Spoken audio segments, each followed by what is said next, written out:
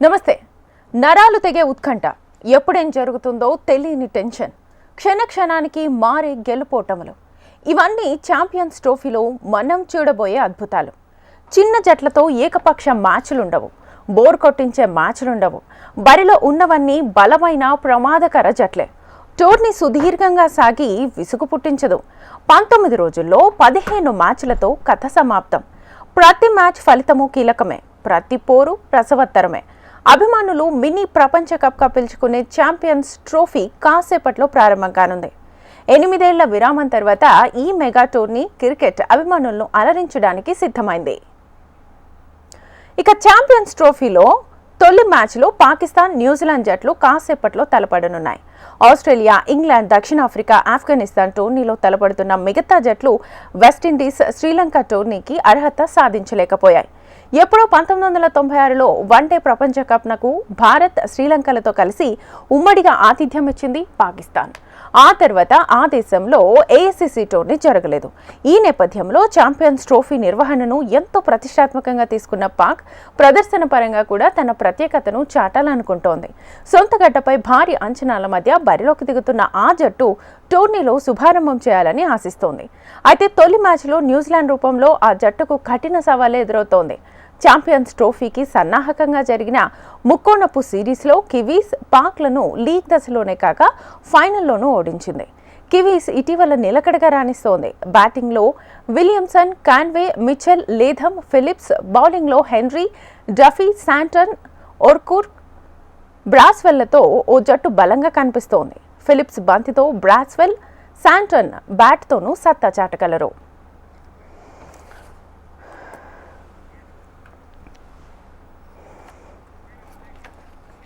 So మనం అనుకున్నట్టుగా world cup నాకు ఏమాత్రం తీసిపోదు, ఇంకా చెప్పాలంటే అంతకు మించిందే. సో క్రికెట్ అభిమానుల్లో తీవ్ర ఉత్కంఠ రేపే అంశం ఇది ఛాంపియన్స్ ట్రోఫీ అనేది. సో ఈరోజు పాక్ కివీస్ మధ్య ఆరంభ పోరు జరగబోతోంది. సో ఈ నేపథ్యంలో అసలు మ్యాచ్ ఎలా ఉండబోతోంది అనే దానికి సంబంధించి సుధీర్ మహావాది గారు, స్పోర్ట్స్ అనలిస్ట్, మనతో పాటు జాయిన్ అయ్యారు. వారిని అడిగి తెలుసుకుందాం. Hello sir, good afternoon. Hi Shweta, చెప్పండి. సో ఈరోజు పాక్ జట్టు బలాబలాలేంటి, అసలు కివీస్ జట్టు కూర్పు ఎలా ఉండబోతోంది మాట్లాడుకుందాం. సో మొదటగా పాక్ జట్టు బలాబలాలేంటి సార్ అసలు? First of all set for champions trophy. And couple of months ఎగో అయితే పాకిస్తాన్ లో జరుగుతుందా లేకుంటే మొత్తం మ్యాచెస్ దుబాయ్ లో కండక్ట్ చేస్తారా, అవన్నీ డౌట్స్ కూడా ఉన్నాయి. Because Indian participation was not confirmed actually. కారణాలు of course we all know that actually. So మొత్తానికైతే 29 ఇయర్స్ తర్వాత పాకిస్తాన్ లో ఒక బిగ్ ఈవెంట్ జరగబోతున్నది. బికాస్ 2010లో ఇన్సిడెంట్ అయిన తర్వాత ఒక 5-6 ఇయర్స్ వరకు క్రికెట్ అనేది మర్చిపోయినారు. So atmosphere electrifying, no doubt about it. Everybody is just waiting for the actually toss to begin. ఇప్పుడు టాస్ కూడా జరగబోతున్నది. టూ టీమ్స్ కూడా రీసెంట్ గా శ్వేత ట్రై సిరీస్ 3 మ్యాచెస్ లో పార్టిసిపేట్ చేసినటువంటి టీమ్స్ ఇవన్నీ కూడా, ఇవి 2 teams. And New Zealand of course dominated the tournament. And చివరికి పాకిస్తాన్ ని వాళ్ళు ఫైనల్ ఓడించి ఇదే మైదానంలో కరాచీలో వాళ్ళు ట్రాఫీ కూడా గెలుచుకున్నారు.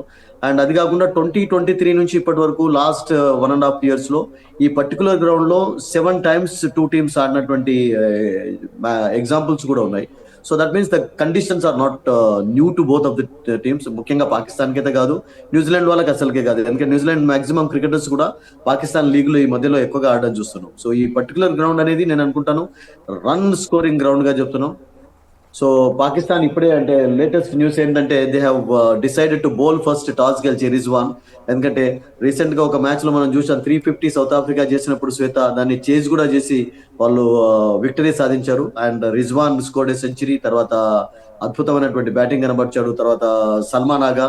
So Pakistan team at present అయితే స్ట్రాంగ్ గానే కనబడుతున్నది. ఐ థింక్ హోమ్ కండిషన్స్ కూడా ఉంటాయి అండ్ ఎక్సైట్మెంట్ కూడా ఉంటుంది. Because after very long time they are playing here. So let's wait and see. మొత్తానికి ఒక బిగ్ ఈవెంట్ ఈరోజు స్టార్ట్ అవుతుంది. మీరు చెప్పినట్టుగా ఒక మినీ వరల్డ్ కప్ లాంటి event. 8 teams and West Indies, Sri Lanka లేకపోవడం of course disappointing news fans. ఎందుకంటే వాళ్ళు వెస్ట్ ఇండియన్స్ ఎప్పుడైనా కానీ ఎంటర్టైనర్స్ అసలు యాక్చువల్గా ఏ టోర్నమెంట్ అయినా. సో వాళ్ళని మిస్ అవుతున్నాం. ఈవెన్ బిగ్ వరల్డ్ కప్ లో కూడా మిస్ అయినాం. సో అబ్సల్యూట్లీ 8 teams స్ట్రాంగ్ గానే ఉన్నాయి. 2 groups కు డివైడ్ చేశారు. సో ఇండియా పాకిస్తాన్ లో ఉన్న గ్రూప్ లోనే ఆడుతుంది. We have to just wait and see Shweta. So ఇప్పుడు ఈ కివీస్ జట్టు కూర్పు ఎలా ఉంది అసలు? కివీస్ లో ముఖ్యంగా ఫర్గసన్ లేకపోవడం అనేది మేబీ పేస్ డిపార్ట్మెంట్ లో కొంచెం ఎక్స్పీరియన్స్ మిస్ అవుతారా, బికాస్ అన్ఫార్చునేట్లీ అతడు నెక్ ఆఫ్ ది మూమెంట్ లో అతన్ని రూల్ అవుట్ చేయాల్సి వచ్చింది ఇంజరీ కారణంగా. అండ్ ఈ రోజు కూడా వి డోంట్ నో, బికాస్ ఇప్పుడే టాస్ గెలిచారు అంటే టీమ్స్ కూడా మనకు తెలుస్తాయి. రచిన్ రవీంద్ర కూడా టోటల్ గా ఫిట్ గా ఉన్నాడా లేదా, ఎందుకంటే అతనికి క్యాచ్ తీసుకునేటప్పుడు ఆ ఇంజరీ కావడం, బ్లీడింగ్ కూడా చూసాం మనం. సో అతని ఫిట్నెస్ కూడా కొంచెం concern, but otherwise Kiwis is looking very strong. మొన్న జరిగినటువంటి ట్రై నేషన్ టోర్నమెంట్ లో శ్వేత ఎక్కడ కూడా వాళ్ళకి ఏ ప్రాబ్లమ్స్ కనబడలేదు, బ్యాటింగ్ లో, బౌలింగ్ లో, ఫీల్డింగ్ లో. I think they put up fantastic performance in all departments. And ముఖ్యంగా విలియమ్సన్, దేర్ సీనియర్ ప్రో, చాలా అద్భుతంగా ఆడుతున్నాడు. అండ్ టాప్ ఆర్డర్ లో వాళ్ళకు మంచి మంచి ప్లేయర్స్ ఉన్నారు. రచిన్ లేకున్నా కానీ మీకు ఈ రోజు చూడాలి, మరి మీకు యంగ్ ఉన్నాడు, వాళ్ళకు కన్వే 2 మ్యాచెస్ లో చక్కగా రాణించడం వాళ్ళకు ఒక ప్లస్ పాయింట్ అని చెప్పాలి. తర్వాత మిచెల్ అండ్ ముఖ్యంగా లాథమ్ కి ఇక్కడ మంచి రికార్డు ఉంది. ఇక్కడ ఆడినటువంటి మ్యాచెస్ లో లాథమ్ ఎక్కువగా కరాచీలో 350 సాధించాడు.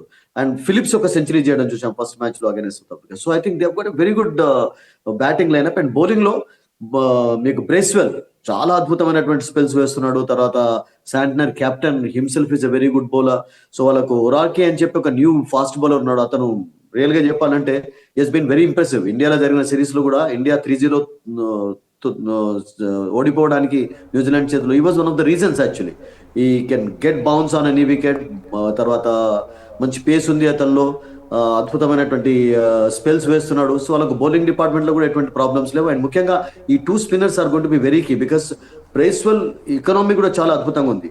అతడు ప్రతిసారి కూడా వికెట్లు తీయడమే కాకుండా కూడా రన్స్ దక్కువ ఇస్తున్నాడు. And is a very good allrounder also. మన అందరికీ తెలుసు బెంగళూరులో ఒక సెంచరీ కూడా సాధించాడు against India. So I think Dev got some couple of good hitters. And ఆ తర్వాత బ్యాటింగ్ లైనప్ స్ట్రాంగ్ గా ఉంది New Zealand, no doubt. Okay, so మీరు అన్నట్టుగా ఇప్పుడు పాక్ పై న్యూజిలాండ్ కూడా తాజా ప్రాక్టీస్ మ్యాచ్లలో గెలిచింది. సో ఈ ఎఫెక్ట్ ఈ రోజు మ్యాచ్ మీద ఎలా ఉండబోతోంది అసలు? ప్రాక్టీస్ మ్యాచెస్ పక్కకు పెట్టినట్లయితే మనం ఇంతకుముందు చెప్పినట్టుగా శ్వేత, ఇక్కడ ముఖ్యంగా ఈ కరాచీలో లాస్ట్ 1.5 years లో 7 times ఈ 2 teams తలబడ్డాయి. అండ్ అది కాకుండా రీసెంట్ గా జరిగినటువంటి ఫైనల్ కూడా ఇక్కడనే జరిగింది. ట్రై సిరీస్ ఫైనల్ కూడా న్యూజిలాండ్ ఒక మ్యాచ్ లో ఓడిపోలేదు. సౌత్ ఆఫ్రికాను ఓడించారు లీగ్ మ్యాచ్ లో, పాకిస్తాన్ ఓడించారు. And again they defeated Pakistan in the finals. Actually that too effortless గా వాళ్ళు ఓడించారు. ఆల్ డిపార్ట్మెంట్స్ లో వాళ్ళు రాణించారు. వాళ్ళకి ఎక్కడ కూడా వాళ్ళకి ప్రాబ్లమ్స్ కనబడలేదు. Williamson scored runs, Conway scored runs, తర్వాత మిచెల్ మంచి పర్ఫార్మెన్స్ కనబడ్డాడు, ఫిలిప్స్ అద్భుతంగా ఆడాడు. తర్వాత లాథమ్ ఫామ్ లోకి రావడం అనేది వాళ్ళకి ఒక ప్లస్ పాయింట్. ఎందుకంటే లాథమ్ ఈ మధ్యలో కొంచెం అన్సర్టనిటీగా కనబడ్డాడు అతని ఫామ్ విషయం. సో అతను ఫామ్ లోకి రావడం చాలా చాలా కీలకంగా మారింది. అండ్ బ్రేస్వెల్ ఇంతకుముందు చెప్పినట్టుగా బ్రేస్వెల్ బౌల్డ్ మ్యాగ్నిఫిసెంట్లీ శ్వేత. ఆ 3 matches లో కూడా 4 matches అద్భుతంగా బౌలింగ్ చేశాడు అతను. సో అతను బ్యాటింగ్ కూడా చేయగలుగుతాడు. Is very good hitter of the ball actually. Santner కూడా కొన్ని రన్స్ స్కోర్ చేసే కెపాసిటీ ఉన్నటువంటి ప్లేయరే. And is very economical. As a bowler గా అతని విషయం చెప్పే అవసరమే లేదు. యాజ్ అ కెప్టెన్ గా కూడా is leading by example. Only maybe Ferguson కొంచెం ఎక్స్పీరియన్స్ రూపంలో మిస్ అవుతారు కానీ, బట్ వాళ్ళ పేస్ డిపార్ట్మెంట్ లో కూడా హెన్రీ కానివ్వండి, మీకు ఒరార్కీ, స్మిత్, వీళ్ళందరూ చాలా అద్భుతంగా, జామేన్సన్ కూడా తీసుకొని వచ్చారు వాళ్ళు టీంలో రిజర్వ్ ఫర్గసన్ ప్లేస్ లో. సో వాళ్ళకి ఎక్కడ కూడా ప్రాబ్లమ్స్ లేవు. వాళ్ళ పేస్ డిపార్ట్మెంట్ లో వాళ్ళకి బలం ఉంది, స్పిన్నర్స్ చక్కగా ఉన్నారు. అండ్ మీకు ఫిలిప్స్ కూడా బౌలింగ్ చేయగలుగుతాడు. ఫిలిప్స్ ఆల్సో ఈ can come in and bowl couple of overs కూడా చేయగలుగుతాడు. ఒకవేళ for example main bowler runs ఇస్తున్నాడు అంటే ఆ గ్యాప్ ఫిల్ చేయడానికి దే గాట్ రిసోర్సెస్ ఉన్నాయి వాళ్ళు. Mitchell is also medium pace bowler. అంటే వాళ్ళకు రెగ్యులర్ గా కాకుండా కానీ వాళ్ళకు రిసోర్సెస్ అయితే ఉన్నాయి. So New Zealand in all departments looking very strong, no doubt. So మీరు అన్నట్టుగా ఇప్పుడు మనం చూస్తే ఈ ఛాంపియన్ ట్రోఫీకి ప్రధానంగా ఈ భారీ ఈవెంట్కి పాకిస్తాన్ ఈరోజు కరాచీలో జరగబోతోంది. సో దీనికి 1996 వన్డే వరల్డ్ కప్ తర్వాత ఆ దేశంలో జరగబోతున్న అతిపెద్ద క్రీడా టోర్నీ ఇదే కావడం విశేషం అని చెప్పుకోవచ్చు. సో దీన్ని ఎలా చూడొచ్చు? ఆ వరల్డ్ కప్ విషయం చాలా చాలా మాట్లాడుకోవచ్చు. శ్రీలంకకు ఫస్ట్ టైం మంచి ఛాన్స్ వచ్చింది, ఆస్ట్రేలియాను ఓడించారు. Pakistan also played well. Of course ఇండియాతో పాటు టోర్నమెంట్ జరిగింది. పాకిస్తాన్, ఇండియా, శ్రీలంక కలిపి ఆర్గనైజ్ చేసినటువంటి టోర్నమెంట్. మీరు చెప్పినట్టుగా ఒక బిగ్ అకేజన్ వాళ్ళకి. ఎందుకంటే 2010 తర్వాత ఇంతకుముందు మనం చెప్పుకున్నట్టుగా అసలు యాక్చువల్గా క్రికెట్ అనేది మర్చిపోయినారు. ఏ ఒక్క టోర్నమెంట్ జరగలేదు, ఒక మ్యాచ్ జరగలేదు. పాకిస్తాన్ తోటి ఆడడానికి కూడా no teams were showing interest actually.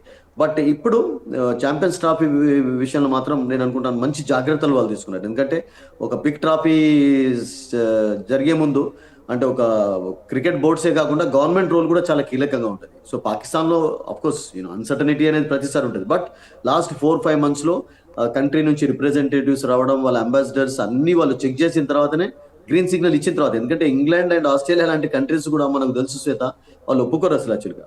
You know ఒక చిన్న ఎగ్జాంపుల్ మీరు ఇవ్వాలి అంటే, మీరు 96 శ్రీలంకలో ప్రాబ్లమ్స్ ఉన్నప్పుడు Australia didn't go there actually. So Zimbabwe South Africa conduct చేసినప్పుడు జింబాబ్వేలో కూడా కొన్ని మ్యాచెస్ ఆడడానికి ఎవరు ఇష్టపడలేదు. సో అలా కొన్ని ఫోర్గో చేయాల్సి వచ్చింది. England didn't go to Zimbabwe actually. So ఇప్పుడు ఇండియా కోర్స్ ఒకటి పక్కకు పెట్టినట్టు మిగతా టీమ్స్ అన్ని కూడా అక్కడ ఆడుతున్నాయి and matches are happening, countries hosting after very long time. That's good news for them. ఎందుకంటే వాళ్ళకు కూడా ఇండియాలో క్రికెట్ ని రిలీజన్ గా ఎలా అయితే భావిస్తామో, క్రికెట్ అనేది మెయిన్ యూనో వాళ్ళకు దాన్ని ఏమంటారంటే పబ్లిసిటీని, పాపులారిటీని సంపాదించి పెట్టింది పాకిస్తాన్. క్రికెట్ ను మీరు పక్కకు పెట్టిన కొడుకు, ఇప్పుడు మీరు క్రికెటర్స్ తెలిసినట్టుగా ఏ స్పోర్ట్స్ పర్సన్ కూడా ఎక్కువగా తెలియరు Pakistan used to be very popular in those days as a hockey team. But వాళ్ళ హాకీలో కూడా డామినెన్స్ చాలా తగ్గుతూ వచ్చింది. సో మిగతా స్పోర్ట్స్ లో మీరు పాకిస్తాన్ అసలు యాక్చువల్గా మన రీసెంట్ గా ఆఫ్కోర్స్ జావెలింగ్ త్రోలో నీరజ్ చోప్రా ఓడించి ఒక మెడల్ గెలవడం అనేది కూడా వాళ్ళు చూసాం మన ఒలింపిక్స్ లో. బట్ అదర్వైజ్ క్రికెట్ అనేది వాళ్ళకు మెయిన్ స్పోర్ట్ అసలు యాక్చువల్గా. స్క్వాష్ లో కూడా గతంలో ప్లేయర్స్ ఉండేవాళ్ళు, బట్ యూ డోంట్ హ్యావ్. ఇప్పుడు ఇండియాలో బ్యాడ్మింటన్ ప్లేయర్స్ ఉన్నట్టు, టేబుల్ టెన్నిస్ ఉన్నట్టు, టెన్నిస్ ప్లేయర్స్ ఉన్నట్టు, మీకు ఆల్ స్పోర్ట్స్ లో మీకు అక్కడ ప్లేయర్స్ కనబడారు. చెస్ లో you hardly see any Pakistani playing chess actually. So మీకు మొత్తానికి ఒలింపిక్స్ లో రీసెంట్ గా కొంచెం పర్ఫార్మెన్స్ చక్కగానే కనబరుస్తున్నారు. మెయిన్ యూస్ టు బి వాళ్ళకు హాకీ అండ్ క్రికెట్ అనేది ప్రపంచం అంతటా కూడా మంచి పాపులారిటీని సంపాదించి పెట్టింది. పాకిస్తాన్ ఈజ్ నోన్ మెయిన్ గా స్పోర్ట్స్ పర్సన్స్ తెలుసు అంటే ఓన్లీ క్రికెటర్ గా. Imran Khan is known to everyone, Wasim Akram is known to everyone. So అటువంటి దేశంలో క్రికెట్ జరగలేదు చాలా రోజులు, అండ్ చాలా రోజుల తర్వాత క్రికెట్ జరుగుతుంది అంటే జస్ట్ లైక్ ఇట్స్ ఫెస్టివల్ లాంటి అట్మాస్ఫియర్. ఎందుకంటే మనం ట్రై సిరీస్ లో కూడా మనం చూసాం శ్వేత, మంచి క్రౌడ్స్ రావడం, ఎంజాయ్ చేశారు. And that they are showing good spirit also. ఎందుకంటే న్యూజిలాండ్ ప్లేయర్స్ ఆడినప్పుడు, సౌత్ ఆఫ్రికా ప్లేయర్స్ ఆడినప్పుడు కూడా చప్పట్లతోటి వాళ్ళను ఆహ్వానించడం, వాళ్ళను వెల్కమ్ చేయడం, తర్వాత వాళ్ళ యొక్క ఎఫర్ట్స్ ను అప్రిషియేట్ చేయడం. So these things we saw. So that's a good thing actually. ఎందుకంటే క్రికెట్ అనేది వాళ్ళకి మెయిన్ పాపులారిటీ ఇచ్చినటువంటి గేమ్ కనుక మళ్ళీ ఈ బిగ్ టోర్నమెంట్ అనేది నేను అనుకుంటాను కొన్ని మర్చిపోయేలాగా చేయాలని మనం కూడా కోరుకుందాం. ఓకే, అలాగే ఇప్పుడు మీరు పాక్ జట్టు బలాబలాల గురించి మాట్లాడుకున్నాం. ఇప్పుడు బలహీనతలు ఏంటి? పటిష్ట లైనప్ ఉంది అని అనుకుంటున్నారా? బలహీనత ఇన్ ది సెన్స్ వాళ్ళకు మెయిన్ గా ఇప్పుడు ఈ మధ్యలో సాయిమ్ అయూబ్ అని చెప్పి ఒక లెఫ్ట్ హ్యాండెడ్ యంగ్స్టర్ శ్వేత, అతను ఆస్ట్రేలియాలో చాలా అద్భుతంగా ఆడాడు. తర్వాత రీసెంట్ గా అతడు ఇంజరీ కారణంగా ఈ టోర్నమెంట్ కు దూరం కావాల్సి వచ్చింది. వాళ్ళకు మెయిన్ అసలు యాక్చువల్ గా ఈ టోర్నమెంట్ కంటే ముందు ఒకవేళ అతను ఫిట్ గా ఉన్నట్లయితే అతని పైన నేను అనుకుంటాను 30-40% హోప్స్ వాళ్ళు పెట్టుకున్నారు. బట్ అన్ఫార్చునేట్లీ అతను మిస్ కావడం. బట్ వాళ్ళకు Rizwan is a good player. తర్వాత బాబర్ ఆజమ్ ఇప్పుడు ఓపెన్ చేస్తున్నాడు. I think they've got some very good players. ఇప్పుడు సల్మాన్ ఆగా మనం చెప్పాం కదా, సల్మాన్ ఆగా రిజ్వాన్ తో కలిసి కూడా ఒక సెంచరీ సాధించడం. సో వాళ్ళకి మెయిన్ గా బౌలింగ్ అనేది వాళ్ళ మెయిన్ స్ట్రెంత్. బౌలింగ్ లో ఇప్పుడు రౌఫ్ ఎప్పుడైతే ఫిట్ గా వచ్చాడో I think they will depend more on him in this tournament actually. ఎందుకంటే వాళ్ళ మెయిన్ వికెట్ టేకర్ ఎక్స్పీరియన్స్ ఉంది. And Shaheen Afridi has been outstanding actually. Naseem Shah చాలా చక్కగా బౌలింగ్ చేస్తున్నాడు. అబ్రార్ వాళ్ళకు మంచి ఒక లెగ్ స్పిన్నర్ బౌలర్ గా దొరికాడు. So I think they've got good lineup, అందులో డౌటే లేదు. బట్ ఓన్లీ థింగ్ ఏంటంటే చాలా రోజుల తర్వాత టోర్నమెంట్ ఆడుతున్నారు కనుక ఎక్సైట్మెంట్ తో పాటు కొంచెం ప్రెషర్ కూడా ఉంటుంది టోర్నమెంట్ గెలవాలి అని చెప్పి. ఎందుకంటే వాళ్ళు డిఫెండింగ్ ఛాంపియన్స్ గా స్టార్ట్ అవుతున్నారు. డోంట్ ఫర్గెట్ దట్ 2017 లో 8 years ago ఇండియాను ఓడించి ఫైనల్లో ఇంగ్లాండ్ లో వాళ్ళు ట్రాఫీ గెలుచుకున్నారు. సో అక్కడనే స్టార్ట్ అయింది. అంటే ఇండియా అంతకంటే ముందు ఐసీసీ టోర్నమెంట్స్ లో ఎప్పుడు కూడా పాకిస్తాన్ చేతిలో ఓడిపోలేదు. సో అప్పటి నుంచి ఆ తర్వాత T20లో ఓడించడం, తర్వాత మెల్లమెల్లగా ఐసీసీ టోర్నమెంట్ లో ఓడించడం పాకిస్తాన్ ఇండియాని చూస్తూ వచ్చాం. But otherwise if you look at India's record against Pakistan in all ICC tournaments, it's been outstanding actually. So 2017 తర్వాత మళ్ళీ వాళ్ళు డిఫెండింగ్ ఛాంపియన్స్ గా కూడా బరిలో దిగుతున్నారు కనుక ఇంకా బిట్ ఆఫ్ అది కూడా ఉంటది మళ్ళీ గెలుచుకోవాలి అని చెప్పి. ఎందుకంటే వాళ్ళకు రియల్ పాపులారిటీ రావాలి, ఒక కంట్రీ కూడా మంచి పేరు తెచ్చుకోవాలి ప్రపంచం అంతటా అంటే నిజంగా ఈ స్పోర్ట్ అనేది క్రికెట్ వాళ్ళకు అబ్సల్యూట్లీ హెల్ప్ఫుల్ గా ఉంటుంది. So I think they are also looking for that actually. ఎందుకంటే టీమ్ అద్భుతంగా ఉంది, యంగ్స్టర్స్ ఉన్నారు, ఎక్స్పీరియన్స్ ప్లేయర్స్ ఉన్నారు. And Rizwan is doing a good job as a captain actually. But only thing ఏంటంటే బాబర్ ఇంకా ఈ has to play big role అండి. ఎందుకంటే బాబర్ పైన చాలా ఎక్స్పెక్టేషన్స్ పెట్టుకున్నారు, బాబర్ ఆజం పైన, బికాస్ ఫార్మర్ కెప్టెన్ అతను. అండ్ అతనే అఫ్ కోర్స్ వైదల్ గాడు కెప్టెన్సీ బాధ్యతల నుండి, ఎందుకంటే he was feeling the pressure actually. But they've got some exciting cricketers, no doubt about it, and home crowd advantage కూడా ఉంటుంది. ఓన్లీ ఇండియా తోటి వాళ్ళు అఫ్ కోర్స్ 23rd ఈ మ్యాచ్ తర్వాత they will come to Dubai and play. But otherwise ఇంకా మిగతా మరొక league match Bangladesh తోటి కూడా వాళ్ళు ఇక్కడనే ఆడతారు పాకిస్తాన్ లో.